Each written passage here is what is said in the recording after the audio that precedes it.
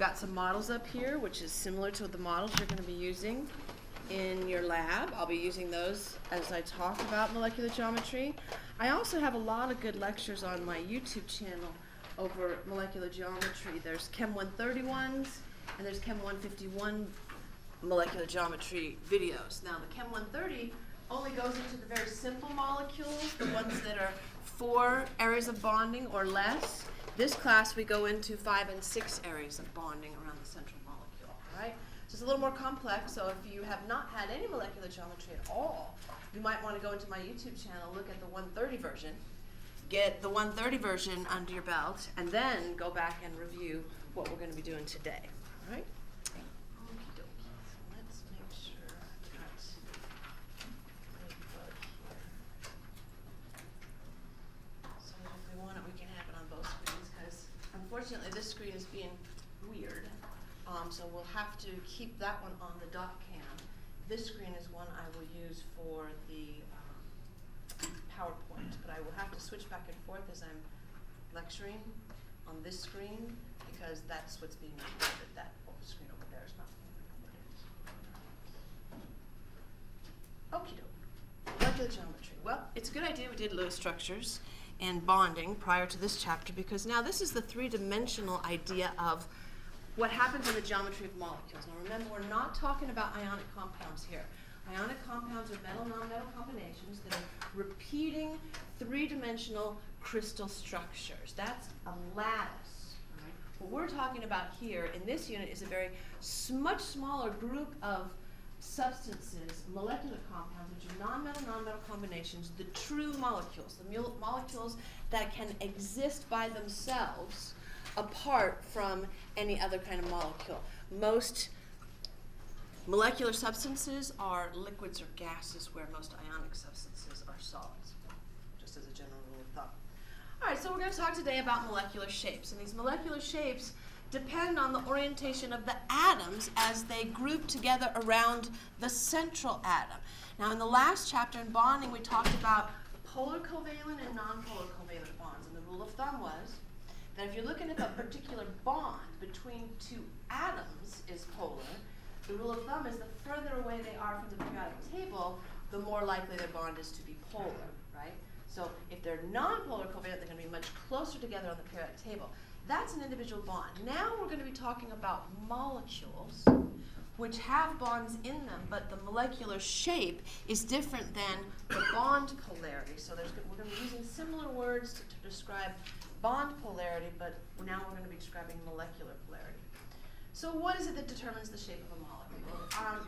When I was in school, we didn't have all the wonderful animations that you guys have, 3-dimensional structures, molecular models to play with. Our teacher kind of gave us this lecture on paper and Lewis structures, and it never made a lot of sense to me why molecules created the shape that they did, you know, whether it was linear, trigonal, planar, tetrahedral, whatever the shape was, it was sort of a mystery to me. So what I did was I found a chart, like this one that I handed out in class to you today, and I memorized this chart.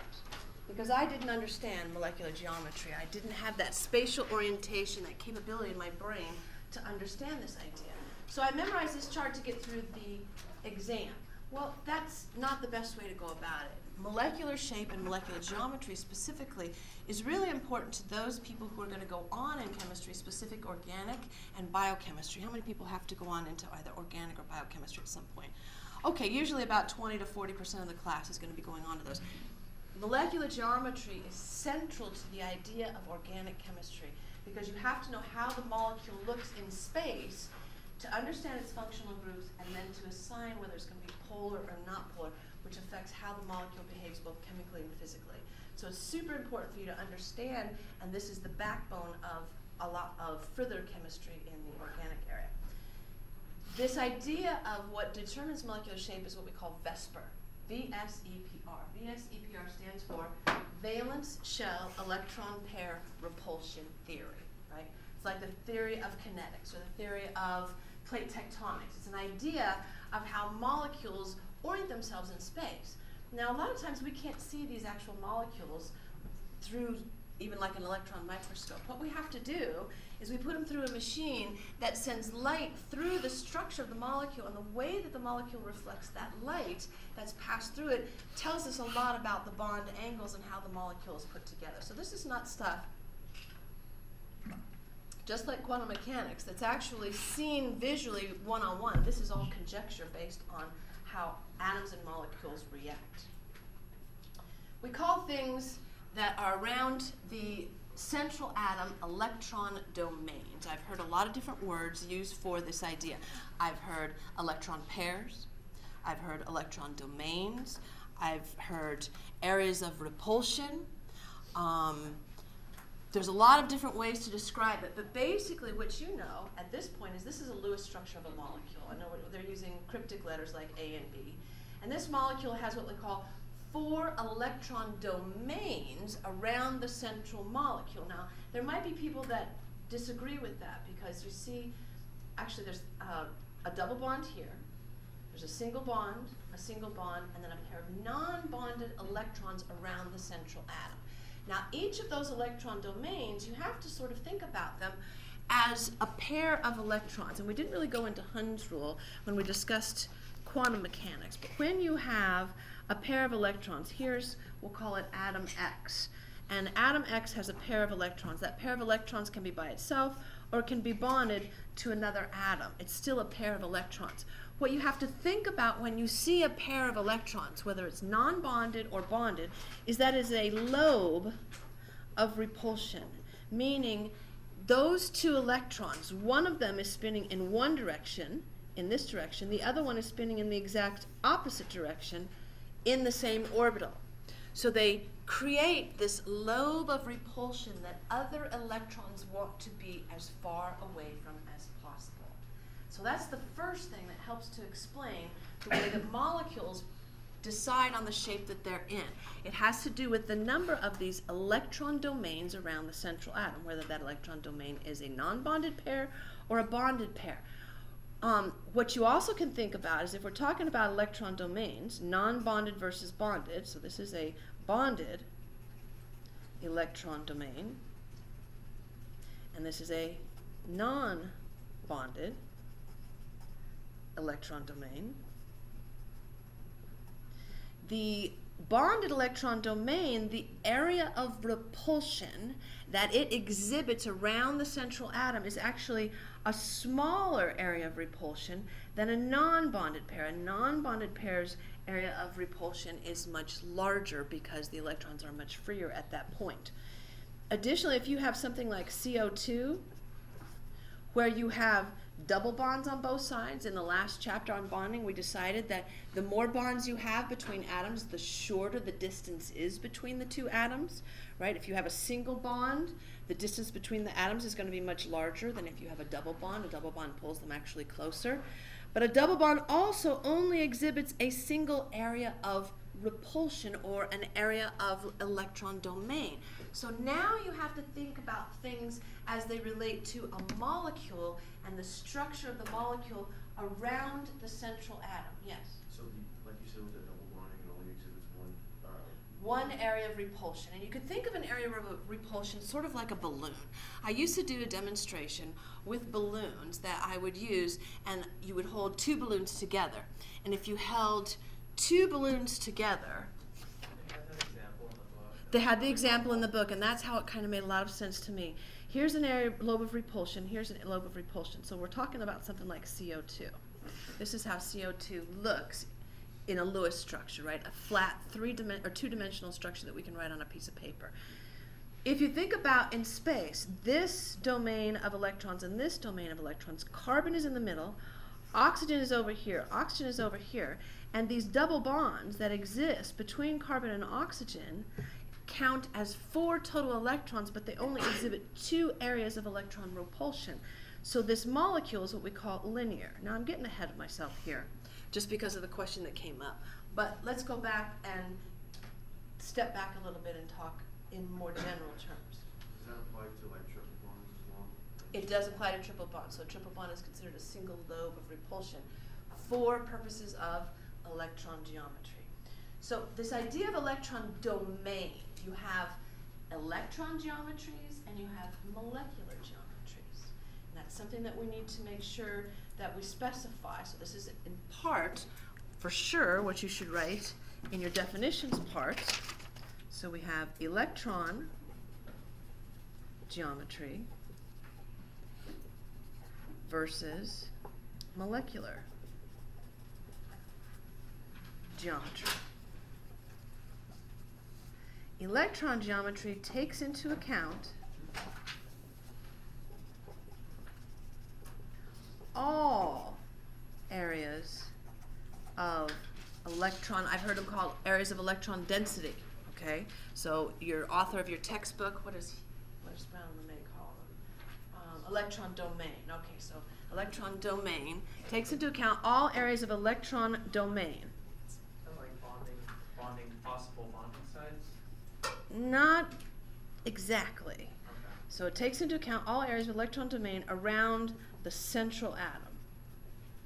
And that's important, the central atom, because the peripheral atoms are peripheral and they do affect the molecular geometry, but when we describe the molecular geometry or the electron geometry, we're describing the area in space around the central atom where the electrons have distributed. All right, so that's electron geometry. Molecular geometry takes into account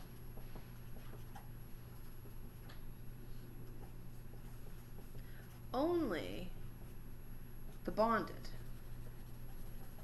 electrons. Now that's kind of a misconception, that definition in and of itself, the definition that I've just made up on the fly here, because the non-bonded electrons will affect it, but let me show you how. All right, so the first one that we're looking at here, number of electron domains. Here the example I gave you was CO2. Carbon would be the yellow atom in the middle. The two blue balloony looking things that are coming out of the middle carbon atom would be the areas of electron density, the bonds that hold the middle carbon atom to the side oxygen atoms. Now I've got a more three-dimensional structure here, like this. All right, here's CO2, right? We did it as a Lewis structure. It looks like this. If we were going to just redo CO2 altogether, let's redo CO2. Carbon has 4, oxygen has 6 each, times 2 is 12. That's a total of 16 valence electrons. We put carbon in the middle, oxygen and oxygen. Now we've got to subtract 4 from those two bonds that I just made, so that leaves me 12. But I know I need 6, 12, 13, 14, 15, 16. So I need 16 electrons, I've only got 12. So I'm going to make another double bond there, subtract 2, I've got 10 more. Now this one needs 4, 5, 6, 7, 8, 9, 10, 11, 12. I need 12, I only have 10. I'm going to double bond one more, subtract 2 electrons, I got 8 left. Now it works out. And here's why. Because the oxygens, which I'm going to use in red here, consider all of those electron domains as belonging to them, although those two electrons, or those sets of bonds, those two bonds are shared. There's 2 electrons there, 2 there, 2 there, 2 there, so that oxygen thinks it has 8. The octet rule is satisfied. This oxygen thinks it has 8. The octet rule is satisfied. And carbon in the middle thinks it has 8, so the octet rule is satisfied. So in space, in a Lewis structure, it looks flat and two-dimensional. But in space, it's going to look more like this. And you can see in the molecular models, when you use a double bond, you have to use the little stretchy ones that kind of work like this. And so that's what it looks like in space. And we call this molecule linear. Makes sense, right? Linear. The bond angle in a linear molecule, what's this bond angle going to be right here? 180 degrees. All right, that's fairly easy to visualize. But in this case, we have 4 bonds around the central atom, but the 4 bonds are only 2 areas of electron density because the 4 bonds are grouped into 2 pairs of 2 each. See what I mean? How that makes sense? So that's a linear molecular geometry. Another one, it might be trigonal planar. All right, trigonal planar, you'd have a central atom. You have a lobe of repulsion for electrons, another lobe, and another lobe of repulsion. a good example here that I have for class, I created this molecule. This molecule is CO3 2 minus. Carbon has 4 valence electrons. Each oxygen is 6. 6 times 3 is 18. I add 2 more for those 2 extra negative charges. Now I've got 24 valence electrons. So if I want to write the Lewis structure for CO2, I'm going to put C in the middle, 3 oxygens all the way around, right? Minus 6 for those bonds I just made. I've got 18 left. But I need 6, 12, 18 just for the oxygens, and I need 2 more for that carbon. So I need 20, but I only have 18, so what am I going to do? I got a double bond one of those, minus 2. That leaves me 16 left. So now I have enough to distribute. 1, 2, 3, 4, 5, 6, 7, 8, 9, 10, 11, 12, 13, 14, 15, 16. Now all of those atoms in that molecule have satisfied the octet rule. They all believe they have 8 electrons around each of them. How many pairs of electrons around the central atom? How many pairs? 4. 4 pairs. How many areas of electron density are there? 3. Only 3. And you can see why. If you look at the space filling model here, you've got a double bond there, and you've got single bonds there and single bonds there. So what is the geometry between the peripheral atoms on this particular molecule? It's 120 degrees, right? So we call this one trigonal planar. So this one we call linear. This one we call trigonal planar, right? And that's because it is a plane on the top and the bottom. It's flat, but it's trigonal. It has 3 parts. Question? So that's for the molecular geometry, which are no pairs. Does that also apply for electron geometry? In each of these molecules, excellent question. In each of these molecules, the electron and molecular geometry is exactly the same. We're going to talk about when they start to be different in just a moment, but you're a little bit ahead of where I am. Okay? All right. The next type, tetrahedral electron geometry. You got a central atom and you got 4 areas of repulsion around the central atom. I've created a molecule like that. Papers together here. Let's see, here we go. Anybody know what this particular molecule is? This is the basis of organic chemistry. Methane gas, right? CH4. So we got CH4. Carbon is in the middle, or it's kind of our electrons. We got 4 because of the carbon, 4 more because of the 4 hydrogens. We got a total of 8. I got to put the hydrogens around the carbon.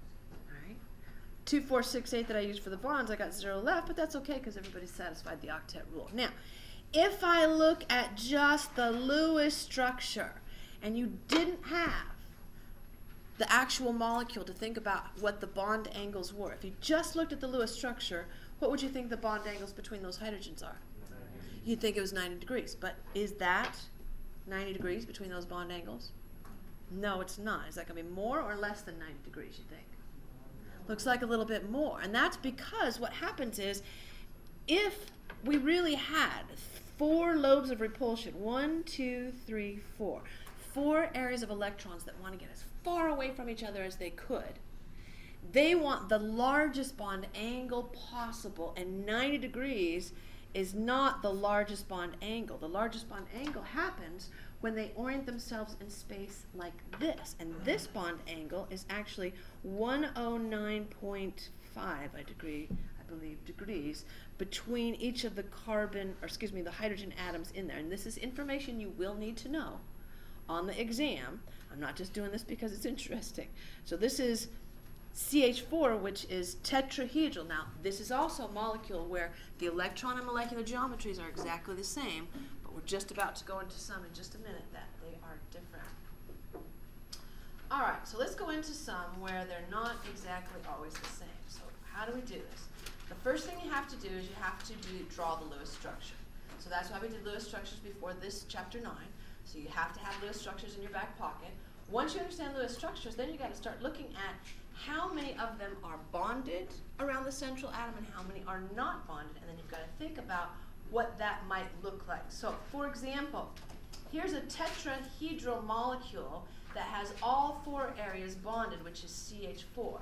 Let's look at NH3, which is the next one that I want to talk about. If we look at NH3, here's CH4, we'll keep that sort of on the byline. NH3 is a good one to talk about because nitrogen has 5 valence electrons. Each of those hydrogens has 3. That's a total of 8. So I've got to put N in the middle. 1, 2, 3 hydrogens. Now what I'm going to do is subtract 6. I got 2 left. Where do those last 2 go? Above the nitrogen. All right, so now we've got a situation where I have, and I'm going to use the blue to represent areas of bonded lobes of repulsion, but now I'm going to use red to show an area of non-bonded electrons repulsion. So if I count, and I looked at the molecule and I said, okay, now it's not going to be CH4. Now this is what NH3 looks like, right? We got the N in the middle, we got the 3 H's all on each side, and then I have this area here, this top area of non-bonded electrons, which still exhibits a lobe of repulsion. So I still have 4 areas of repulsion. So this molecule, the electron geometry, is different than the molecular geometry. The electron geometry of this, with 4 areas of repulsion, is tetrahedral. Right? We've got 4 areas of electron repulsion. It's tetrahedral, just like it was when it was CH4. But now if we're talking about the molecular geometry, which takes into account, hang on just a second, just the areas that were bonded, we say it is trigonal, pyramidal. Molecular geometry, trigonal, pyramidal, and here's why.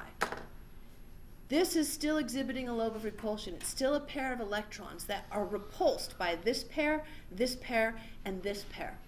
So this area of non-bonded electrons is still pushing away against these other 3 pairs of electrons, which it is repulsed by. In fact, it is pushing away on it harder because this is a larger lobe of electron repulsion. See how I've drawn the red area of electron repulsion as larger?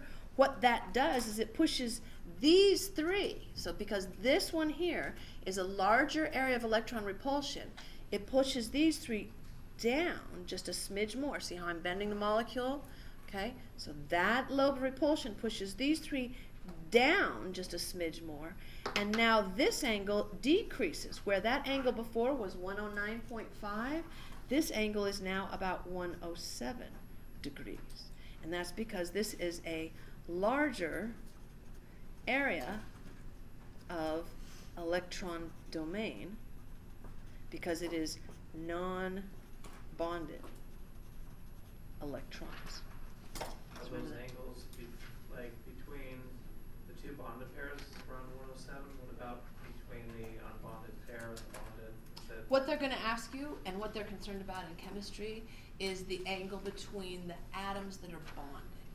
Okay, so we're not going to... You don't worry about the unbonded versus bonded angle. What you worry about is the angle of the atoms that are bonded.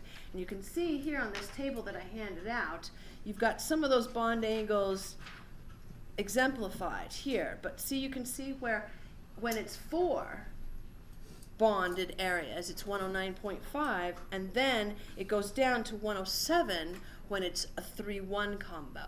Question? So, just because I saw this on the homework when I was doing it, with that NH3 molecule, that would be a polar molecule, correct? Excellent point. If we go back, and let's incorporate this idea of polarity all at once, since that's a good question and it's timely. Polarity, remember, of a bond is an unequal distribution of the electrons that are shared between the atoms, right? Electrons are shared between atoms. If it's unequal sharing, one is more electronegative than the other, then that one's going to pull the electrons tighter towards it. Polarity of a molecule is a whole different animal. Polarity of a molecule looks at, are the electrons distributed in a way that's going to be symmetrical and even-steven so that there's not an imbalance. For example, CO2 as a molecule is very non-polar. should make this in your notes, non-polar, it's very non-polar CO2, and that's because everything is evenly distributed. Although these bonds between oxygen and carbon are far enough away from each other on the periodic table that that bond is going to be polar. So this individual bond between oxygen and carbon is polar. Who's going to be pulling on those electrons harder, the oxygen or the carbon? Who is more electronegative? Oxygen. So it's going to be pulling on those electrons harder in this direction, but because this molecule is very symmetrical, what do I mean by symmetrical? It's pulling both on both sides, but if I'm talking about symmetrical, it's like our face. Our bodies are symmetrical. We have 2 arms, 2 legs, 2 eyes, 2 nostrils, right? So even Steven on both sides. Because this molecule is symmetrical, that's pulling on this side and it's pulling on this side in the same direction both ways, it is a non-polar molecule, even though the bond is polar. Similarly, here's another molecule, CO3. Once again, the bond between the carbon and the oxygen is very polar. But is this a very symmetrical looking molecule? Is there an unequal distribution of any electrical charges? No. So this is also a non-polar molecule. CO3 2 minus is a very non-polar molecule. Now we get to my tetrahedral molecule. Oh, I lost. Here's my other atom. My CH4. Okay. We've got no non-bonded areas of electrons here. It's very symmetrical. This is very non-polar molecule. And now if we take one of these off, take one of those bonds off, now I've got my NH3 molecule. Now I've got this big, gigantic area of negativeness up here. So this is all negative. These are slightly positive because they're hydrogen, so this is actually polar. And that's because there is an imbalance of the electrical charges. This part is very negative. These are positive. It is not a symmetrical molecule. Does that look symmetrical to you? No, it's got a big area of negativeness at the top here. Question? On your CO3 molecule, does that double bond not change anything? The double bond, remember, you have to think about as a single area of electron domain repulsion. So it is going to repulse those two, but it repulses it in a very symmetrical way. There's no negative or positive charge sticking up out of there, so that's what makes it nonpolar. This molecule, before I took that atom off, was very symmetrical. Now it's not. Now it's got a big area of negativeness up here. This is really, really negative up here, so it makes it a very polar molecule. If we go on to the next molecule, which is similar, we're going to use H2O. All right. H2O, oxygen has 6 valence electrons. Each hydrogen has 1. That's 2. A total of 8. I put O in the middle, H here, and H here. Minus 4, what am I going to do with those last 4 electrons? All right. This was the molecule that totally flummoxed me as an undergraduate. I said, all right, it's got 4 areas of electron domain around it. I get that. But why is this not linear? Doesn't it look like water should be linear? The way that you draw the Lewis structure, that the molecular geometry should be linear? It should look, okay, that's not the case because the electron geometry is different than the molecular geometry. If we were going to look at the geometry of this molecule, those 2 sticks sticking up by themselves represent what? What do they represent? The non-bonded electrons. What do these sticks represent? The bonded electrons. What is the electron geometry? How many areas of electron domain are there around the central atom of this molecule? 4. So if you have 4 areas of electron domain, what do we call this electron geometry? Tetrahedral. Hang on. Tetrahedral electron geometry. But the molecular geometry is different because we have non-bonded electron pairs. If I look at just the molecule here, even though these are influencing it because they're making big, giant lobes of repulsion, is this linear? It is not linear, it is bent. So to me, when I was an undergraduate, I looked at this Lewis structure and I said, that makes no sense. It should be a linear molecule. Why is it bent? It's bent because these two lobes of repulsion are pushing these down, right? When these were occupied, when these were bonded, the lobes of repulsion weren't quite so big, right? There it is when they're all four occupied. Now I take one off. Now it looks like NH3. I take two off. Now it looks like H2O. So molecules are very different depending on how many are bonded versus how many are non-bonded. And it turns out, because once you have these two are pushing down even more on it, the geometry of this, if you looked at a Lewis structure, you'd say, oh, it's supposed to be at 180. It's not. What would you expect it to be based on the molecules that we just talked about? When there was only, remember when NH3? Okay, when they were all bonded, it was 109.5, right? I took one of those away, and that one now is a larger lobe of repulsion, which serves to push these down more, which decrease the bond to 107. I take off one more. What's going to be the bond now between those two? 105, approximately 105. So it goes down even more. All right? Yes? What is to stop you from just redistributing those four as two double bonds? That is not, double bonds take more energy from the molecule, and all molecules will want to go to the lowest state of energy that's possible. They're not going to make double bonds there if they don't need to. And so the single bonds are the lower energy. Yes? In there, could you write it with like an L shape almost, where you have your bonds next to each The other? Lewis structure for this would actually be better depicted looking like this. Right? Wouldn't that be a better way to draw the Lewis structure?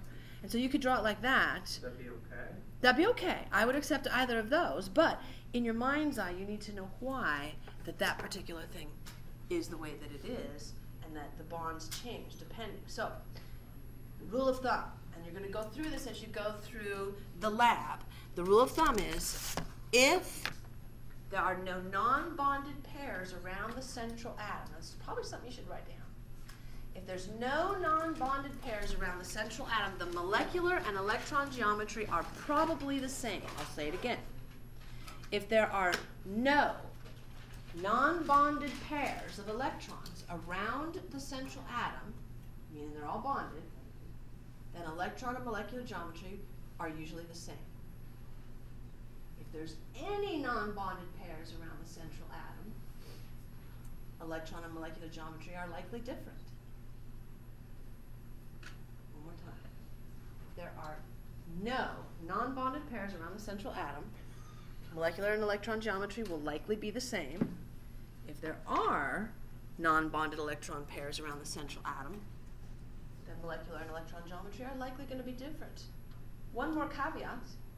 If there's non-bonded electron pairs around the central atom, it is more likely to be polar, which makes sense, right?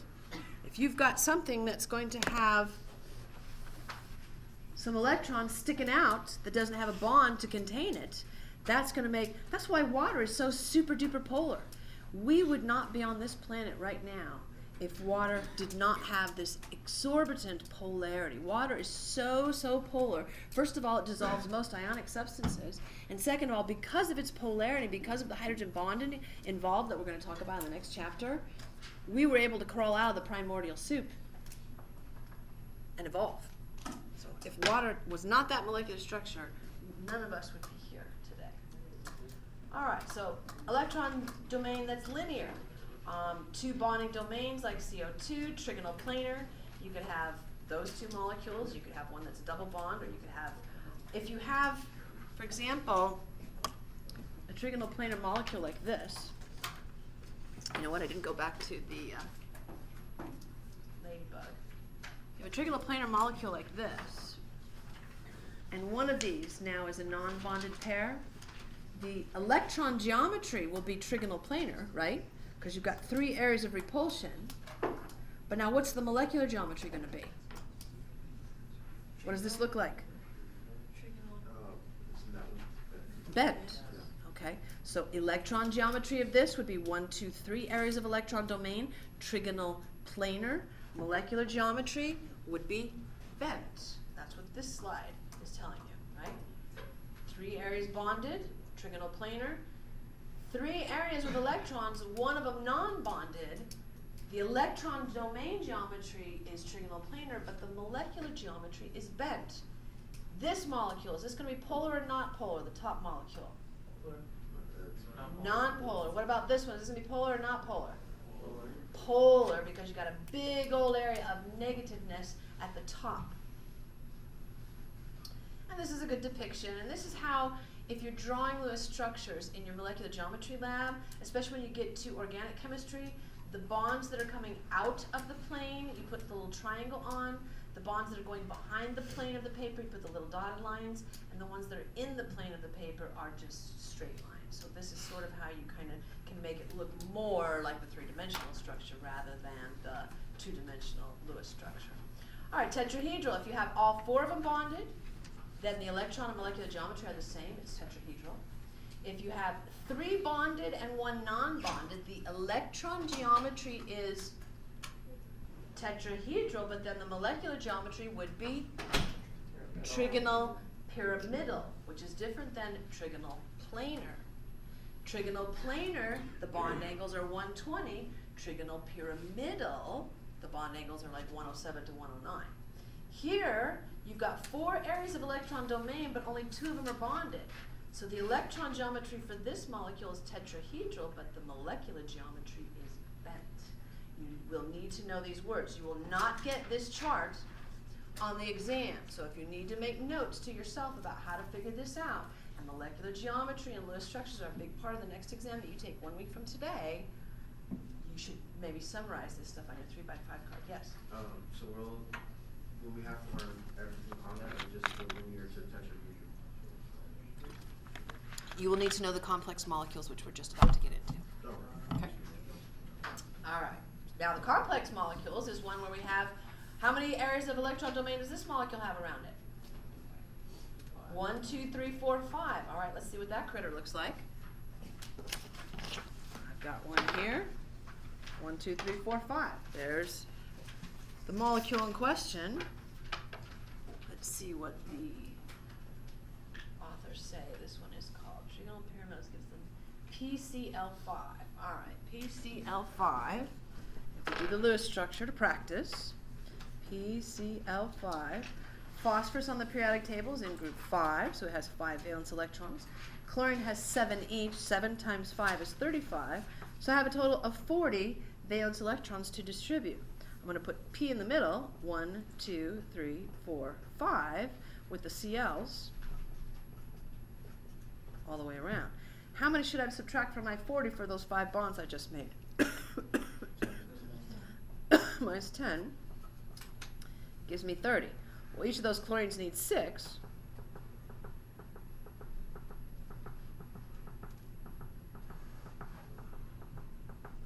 There's my 30. So this is what the molecule looks like.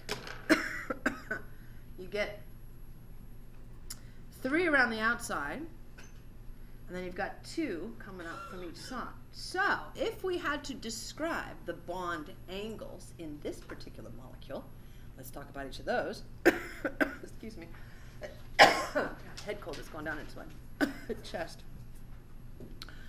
The bond angles here around the peripheral atoms in the planar part of it.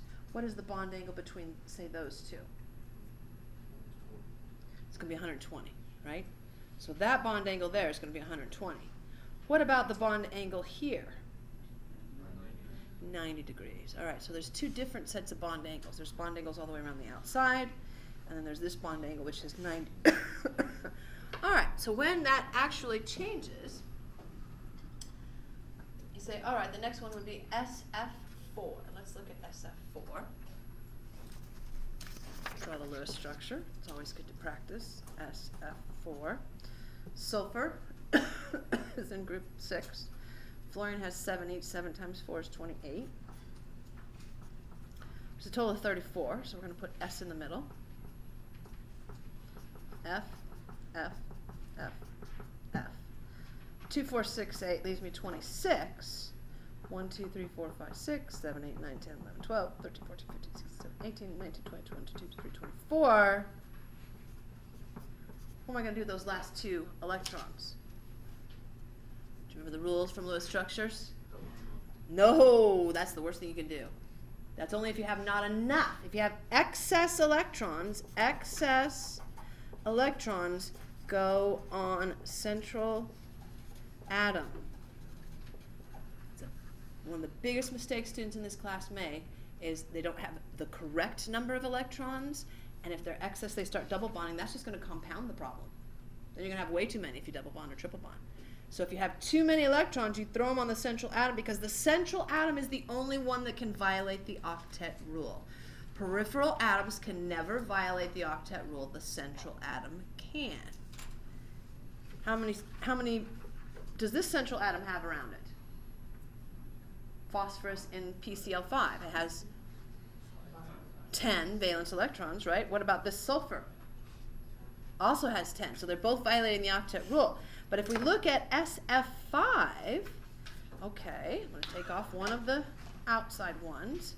Now, the electron geometry is different than the molecular geometry. What is the electron geometry? Oh, did we talk about the geometry? What you call this thing? We didn't before, did we? It is called PCl5 is trigonal trigonal bipyramidal. bipyramidal. Let's go back and look at that thing first. Trigonal bipyramidal, the first version, my PCl5. And that makes sense why it's called trigonal bipyramidal. At least it does to me. Because trigonal, right, it's got 3 around the outside and bipyramid. So there's a pyramid here and a pyramid here. So trigonal bipyramidal. That's what makes sense to me when it's trigonal bipyramidal. When you get to one of these atoms where you've lost one, like this SF4, there we are, SF4, it takes it, oh, I took it from the end, it takes it from one of the trigonal parts of the molecule. So if we go back to the molecule, and we take off one of these sides, all right, you got to know which one comes off, right?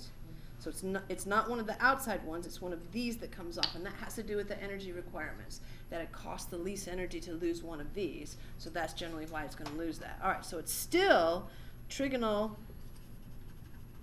bipyramidal electron geometry, right? It's still got that trigonal bipyramidal shape in the electron geometry, but what do we call the molecular geometry of this? It's called, nope, it's called seesaw, and I think this is why. Look, if you make, I think they've taken all seesaws out of elementary school playgrounds. I remember when my brother and I were little, there was a junior high up at the corner, and we used to walk up there, and we would play on the seesaws, right? You could get like a real heavy kid on this side, and you could put 2 or 3 kids on this side, and you could seesaw. But what we found out is you could make them like a catapult, right? We'd have one kid stand on this side, the small kid, and there was another playground piece of equipment you could climb up on and then jump down on this one and zing the person off. So we would get our lightest, skinniest friend to sit on the other side, and then we'd, like the circus performers, you put your arms around each other and you jump on it so it shoots them off, and after we heard a couple of kids, we couldn't do that anymore. So I think that's why they took seesaws out of elementary school playgrounds. Probably somebody got sued when naughty kids like us went up to the junior high and seesawed each other up in the air. But that makes sense, right? It looks like a seesaw. Do they still have seesaws in elementary school playgrounds? Or is that still stuff you can play with? They used to have ones where you could take it off and like move it down. Like if you had a really heavy guy on one side, you could move it so the center taught you about physics and fulcrum and all that kind of good stuff. Kids don't learn stuff like that anymore. All right, so now let's think about polarity. The original molecule, before I pulled anything off of it, the trigonal bipyramidal, is that going to be polar or not polar? Non-polar. It's totally symmetrical, no imbalance of the electrical charge, is all even Steven all the way around. Now I take off one of these, what's going to happen? All of a sudden it's polar, right? Because I got a big old lobe of negativeness sticking up at the top here. All right, so if it has 5 bonding regions and they're all bonded, it's trigonal bipyramidal. If it has 5 bonding regions and only 4 of them are bonded and 1 is non-bonded, the electron geometry is trigonal bipyramidal. The molecular geometry is seesaw, right? About 90 and 120, those angles aren't all even, so that wouldn't, You would just keep the 90 and 120. We're not going to go into the real details. but I mean, that wouldn't, make it polar, The 90 and 120? the angles? Cause I mean, they're not all. If they're all joined and bonded, what happens is that it They're gonna be distributes them evenly so shared. evenly and Okay. symmetrically that it's all even. The problem runs in is when you have one of these it's non-bonded, because now all of a sudden that's ginormously negative, so it's going to imbalance the electrical charges in the molecules. All right, another one, CF3. Now it takes off 2 from the outside, right? So we go back and look at this molecule, CF3. Now instead of just 1 being on the outside, now I take off the second one. And what's the electron geometry of this thing? Trigonal bipyramidal still, but now what do we call the molecular geometry? T-shaped, right? Which makes sense. It makes sense. So if you can think about these things in your brain, that makes a lot of sense. Now, would this be polar or not polar? Polar. Be pretty darn polar, because you got 2 big honking areas of negativeness on one side, and all these are going to be positive, so that's going to be even more polar than it was if only one of them was lost. So you can have degrees of polarity, yes. So on linear, with polarity, you know that you have to look at the electronegativity chart more? Polarity is sort of an artistic interpretation, and you have to look first at the symmetry of the molecule, and you have to look and see if there's non-bonded pairs of electrons. Let me show you a caveat here, which pertains to that. If we look at the next one, the last one, XCF2. See this molecule here where you've lost all 3 on the outside now? If I look at that molecule in space, it's going to look like this, right? I've lost all 3 on the outside. So what is the molecular geometry of this molecule? No, excuse me, you're right. Hang on. I said it wrong. What's the electron geometry of this molecule? Trigonal bipyramidal. What's the molecular geometry? Linear. Okay. Now, this one violates that trend. Remember I told you if there's non-bonded pairs around the central atom, the molecule is generally polar. What do you think about the polarity of this one? It's symmetrical. It's very symmetrical, so it is non-polar. Even though there's 1, 2, 3 areas of non-bonded electrons around the central atom, they are distributed in this donut shape all the way around it, and then you got the positive here and the positive here, so it's very, very symmetrical. You could cut it and distribute, and it is a very non-polar molecule. So this one actually violates that rule, yes. Is that SF2? This is, let me see, what did they tell us this was? This is, I think, XCF2. Now, noble gases generally don't make bonds or compounds, but you can put them under high pressure and high temperature and force them to do things like this, and they will actually then do that thing. All right, so now we get into the really complex molecules. Whoop, whoop. The last one, octahedral. Octahedral electron domain. The first example they gave us is SF6. So let's look at SF6. Here's what an octahedron looks like. We got SF6. See, sulfur is in group 6. Fluorine is in group 7. 7 times 6 is 42 or 48? 42, thank you. 48, so we put S in the middle. 1, 2, 3, 4, 5, 6. I didn't do that very symmetrically, did I? All right, on paper, that doesn't look anything like it's going to be. So I got 6 of those. I'm going to take off 12, 36. You get the idea. The rest is all distributed. All right. So here's what this critter looks like.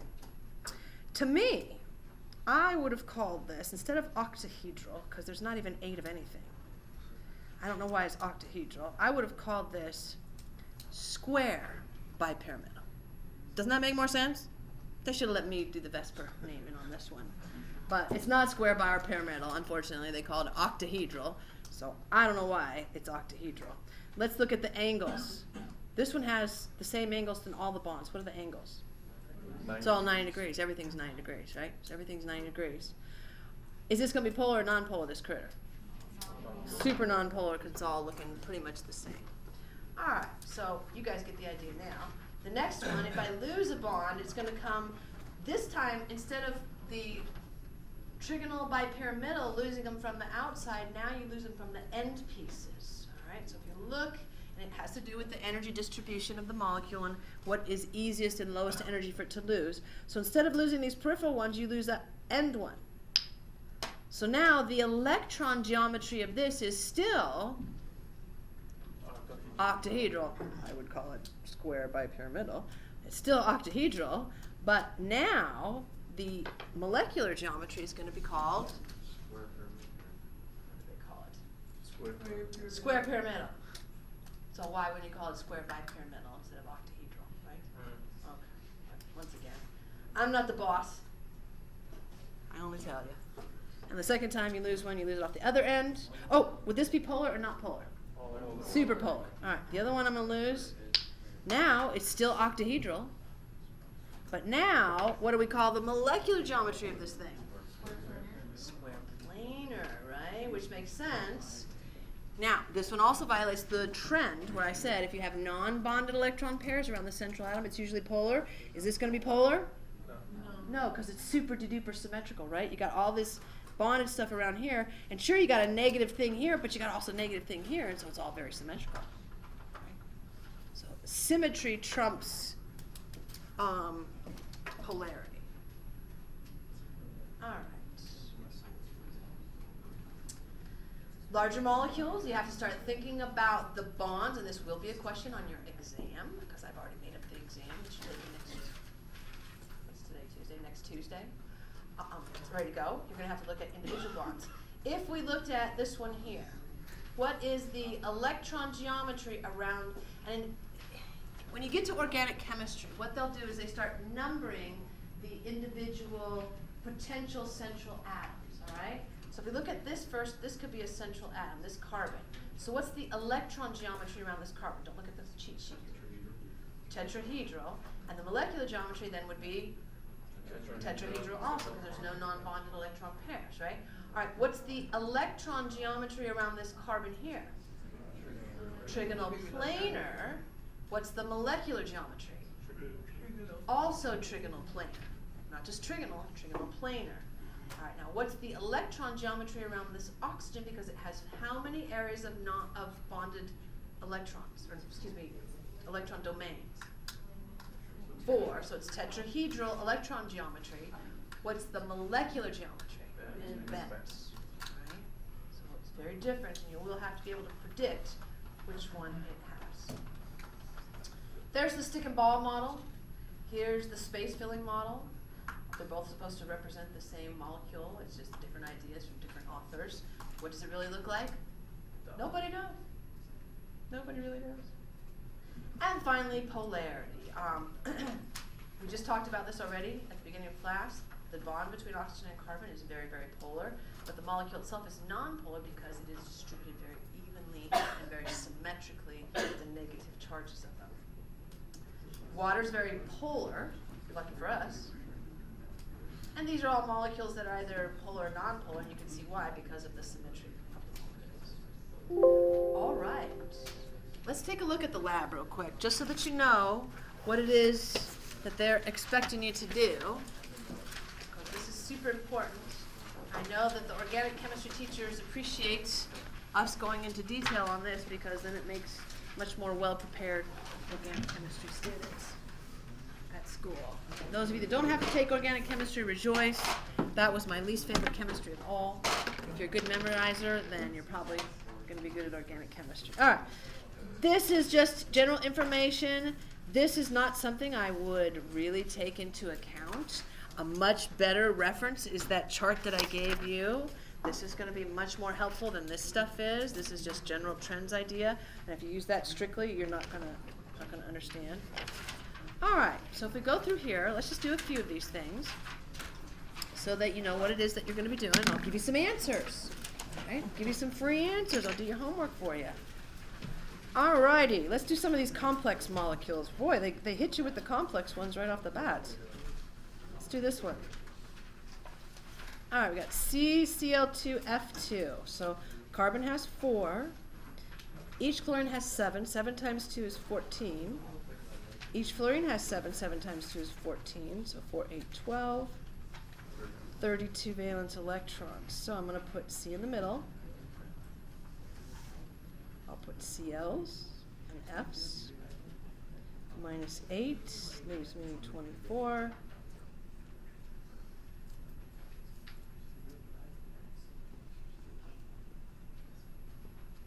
All right, so there's CL2F2. Now we're only concerned when we talk about electron geometry that's around the central atom. All right, so you want the electron geometry around the central atom. So if we're talking about the electron geometry around the central atom, what is the electron geometry here? Tetrahedral. All right, so you're going to write that in there.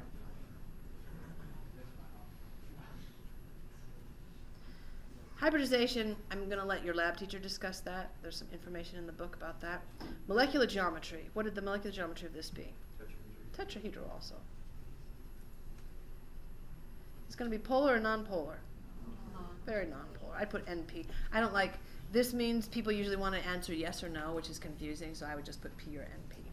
All right, so there's a super simple molecule. Let's go to something that you know is going to be a little more complex. Let's try this NO2 minus. I'm liking this one. Oh, do you guys know what these are? Bonded pairs and lone pairs, and they're talking only about the central atom, not the bonded pairs and lone pairs in the whole molecule, but these are bonded pairs and lone pairs around the central atom.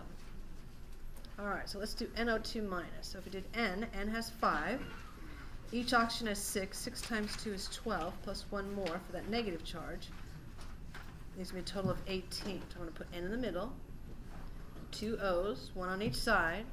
So I'm going to take that 18. I'm going to subtract 4 for the bonds. I got 14 left. I think I'm in trouble because I need 6, and 6 is 12, 13, 14, 15, 16. But all I've got is 14, so what should I do? Double bond. I'm only going to double bond 1. So minus 2 leaves me 12. I think that's good. So 6, 7, 8, 9. Yep. So we're going to just redistribute all our electrons. This molecule would exhibit what property? Resonance. I heard somebody say it. Very good. Okay. The bonded pairs around the central atom. How many bonded pairs do we have around the central atom? 1, 2, 3. Good.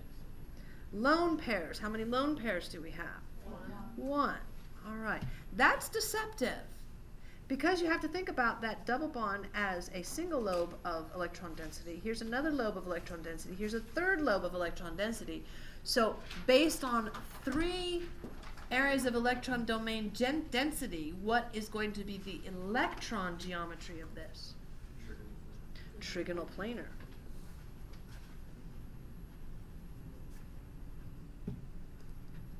We've got one that's non-bonded, so what's going to be the molecular geometry? Bent. You guys are getting it. Is this going to be polar or non-polar? Polar. Why is it polar? Got that area of non-bonded electrons sticking up right in the middle there. All right. Let's see here. Let's do this one here. Why do you suppose it has 2 blanks? C2H4. So we'll put, 2 carbons is 8, 4 more for the hydrogens is 12. So I'm going to put C, C, and 4 H's. We want to make these, this is an organic molecule, so we're going to make it as symmetrical as possible. So 2, 4, 6, 8, 10.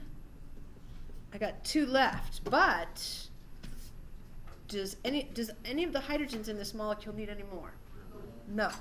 What about those carbons? They both need 2, but I don't have 2 for each of them, so what should I do? Double bond. I use that last 2 electrons, right? Now everybody's good.